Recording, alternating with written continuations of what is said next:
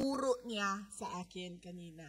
Dahil medyo syempre ano yung damdamin ko sa kanta, pero naalala ko lagi sinasabi niya sa akin noong ako ay lumalaki, bawal umiyak. Mag-isip ka lang ng solusyon, always forward, bawal umiyak. Ito, hindi ako nagpaalam kay Kitty, pero sabihin ko na sa inyo, nung isang beses na magkasama kami sa pagbisita doon sa loob ng ICC Detention Unit, sinasabihan ko na yan sila lahat bago pumasok, huwag kayo umiyak doon sa loob, huwag kayo umiyak kasi magagalit yan. Huwag kayo umiyak. Ilang beses yan. Isang beses, kasama ko si Kitty, hindi nakapagpigil. Kasi siya naman ay malapit talaga kay Pangulong Duterte. In fact, hanggang ngayon, pag merong pagkakataon, ay tumatabi pa din sa tulog si Kitty sa aming tatay. So umiyak.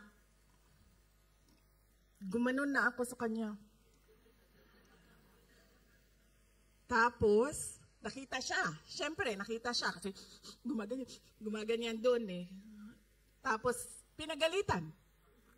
Sinabihan siya, your tears won't help. So sabi ko,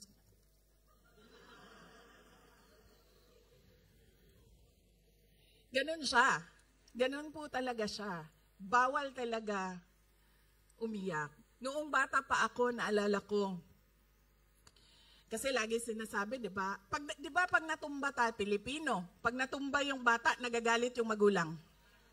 Diba? Oh. Nadagba ko. Sinundo niya ako sa paaralan. Tumatakbo ako papunta sa sasakyan. Tapos diretso, plak. Diretso talaga, flat. Medyo hindi pa ako kagad kasi gulat ako sa nangyari sa akin eh. Masakit. Pero nakita ko, nakatingin yung tatay ko, nandun sa sasakyan eh. Kumaganyan. Upo ako sa sasakyan, tapos sabi niya, huwag ka umiyak. Masakit eh, di ba? Diretso eh.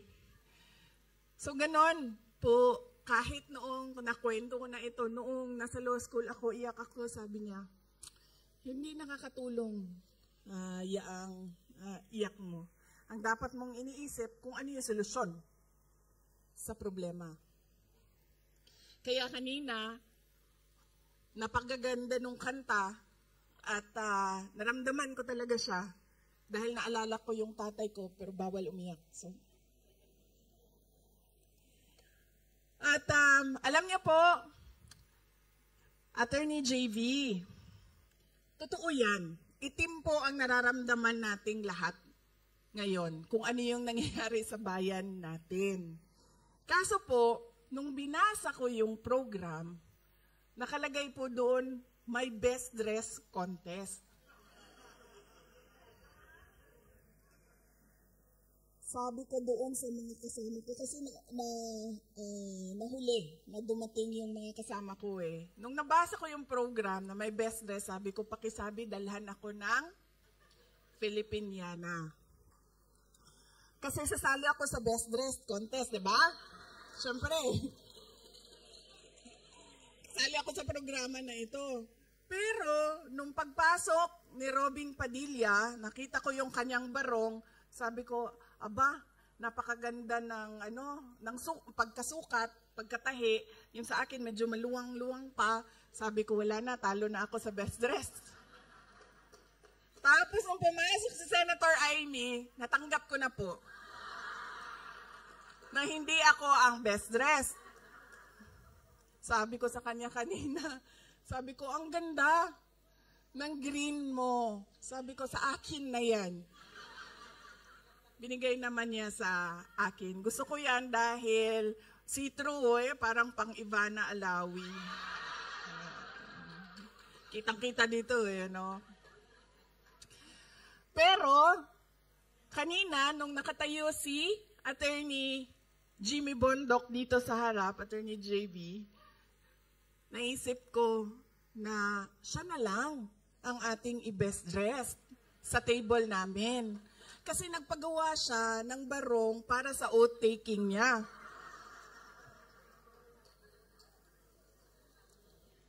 Pwede kita i-oath dito, alam mo ba yon?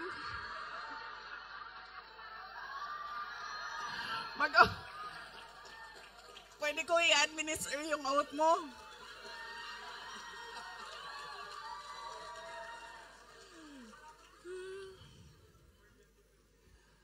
Pero masaya pa rin ako dahil ang nanalo ng ating best dress ay Sara pa rin ang pangalan. Sara Makasait, ma'am, congratulations. At syempre, ang ating male best dressed ay Jambara bin Jinula. Congratulations.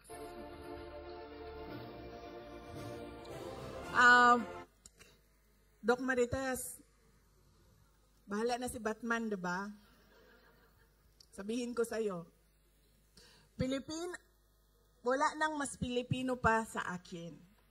Kanina, si Jaira, yung atin pong lead organizer galing sa Office of the Vice President, 1:34 na.